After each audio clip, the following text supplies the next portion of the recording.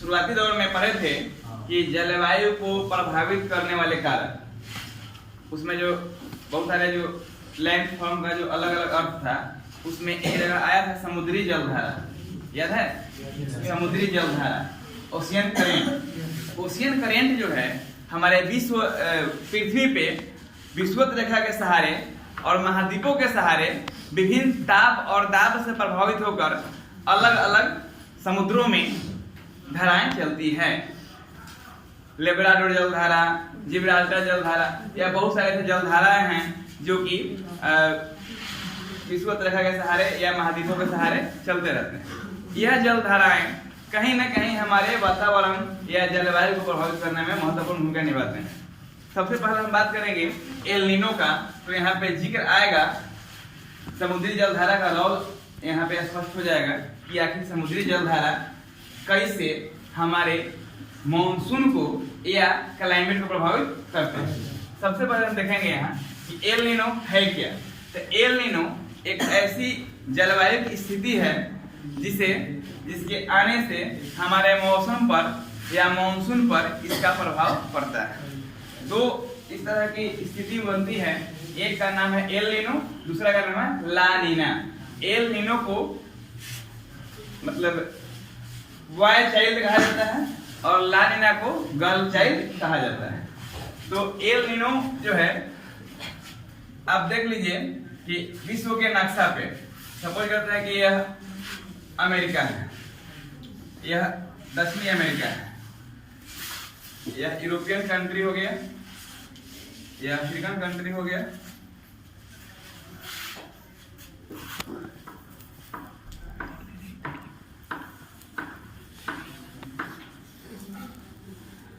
Japan हो गया, Australia हो गया। यहाँ पे देखिए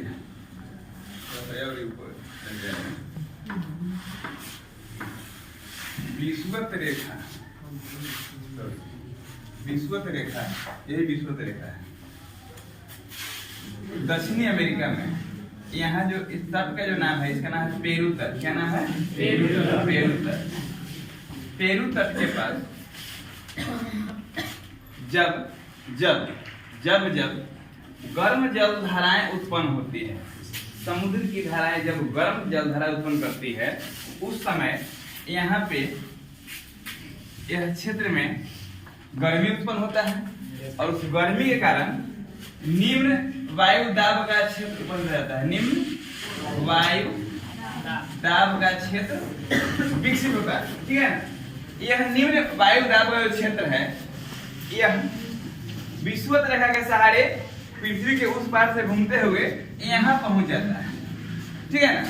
कहाँ? प्रशांत महासागर के पश्चिमी तट से पूर्वी तट की ओर, पूरे प्रशांत महासागर पार करते हुए यहाँ पहुंचता है। और इस इलाके में क्या होता है? लो प्रेशर बेल्ट बन जाता है, लो प्रेशर बेल्ट बन जाता है। ठीक है? कब? यह जून या जुलाई की बात है, जून या जुलाई की बात है, जून या जुलाई की बात है। अब देखिए, उसी वक्त हमारे चूंकि सूर्य उस समय उत्तरायण होता है, सूर्य विषुवत रेखा के उत्तर भाग में चमकता है, तो पूरे उत्तर भारत में क्या होता है? गर्मी का प्रभाव होता है। क्या होता है? गर्मी का प्रभाव होता है। इस गर्मी के प्रभाव से पूरे इस क्षेत्र में क्या होता है? लो प्रेशर का बेल्ट बना होता है। और यहाँ पे सूर्य का प्रभाव कम है, यहाँ पे हाई प्रेशर का बेल्ट बना होता है। जब मॉनसून पढ़ाएंगे उस समय बताएंगे कि आप जब ये एचपी के क्षेत्र से हवाएं एलपी के क्षेत्र को भरने के लिए दौड़ती है, तो विषुवत रेखा के पार करने के बाद वह दाहिने मूव कर जाती है। कहाँ जाती है? दाहिने मूव करती है। दाहिने मूव करने के पीछे भी वजह है, कोरियालिस बल के कारण।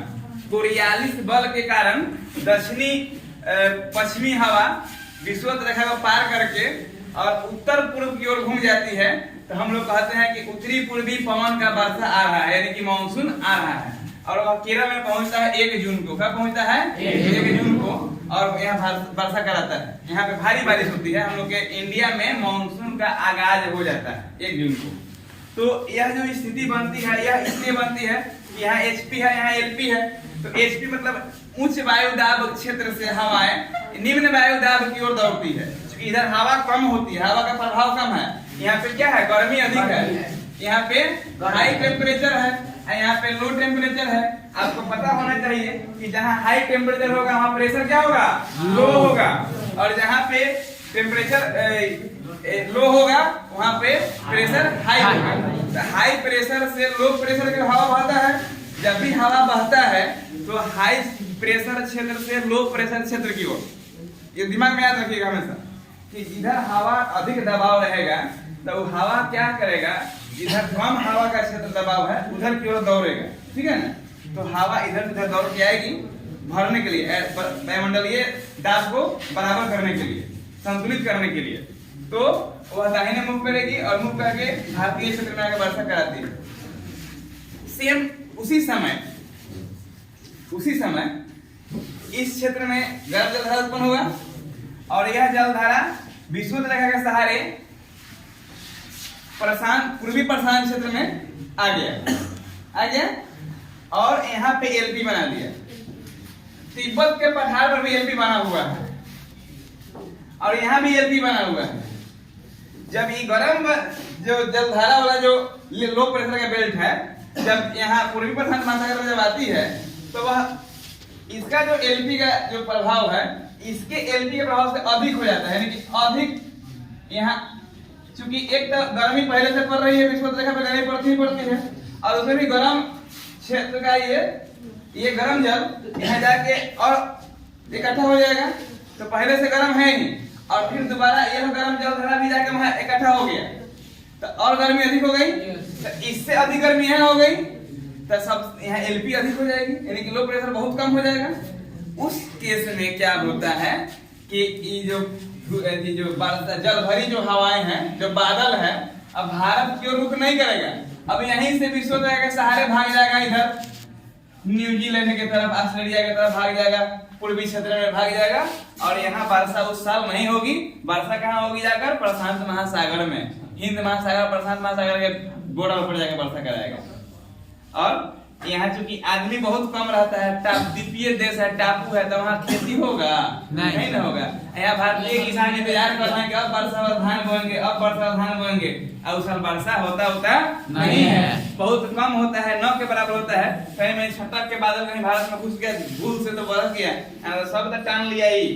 चुंबकीय प्रभाव यहाँ ज्यादा है, एलपी यहाँ भी है, एलपी यहाँ भी है, लेकिन यहाँ का एलपी कमजोर है, यहाँ का एलपी मजबूत है। क्योंकि गर्मी तो दोनों जगह बराबर थी, लेकिन यह जो पेरू इक्वाडोर तट से जो अल नीनो नामक जो स्थिति पैदा हुआ और यहाँ गर्म जलधारा के कारण से इस क्षेत्र में एलपी का क्षेत्र बन गया और विषुवत रेखा के सहारे बह करके फिर यहाँ पहुंच गया।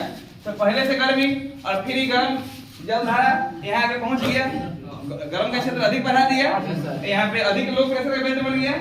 इसके अपेक्षा मैंने भारतीय उपमहाद्वीप में जो एलपी बना था उसके अपेक्षा यहाँ मजबूत एलपी बन गया।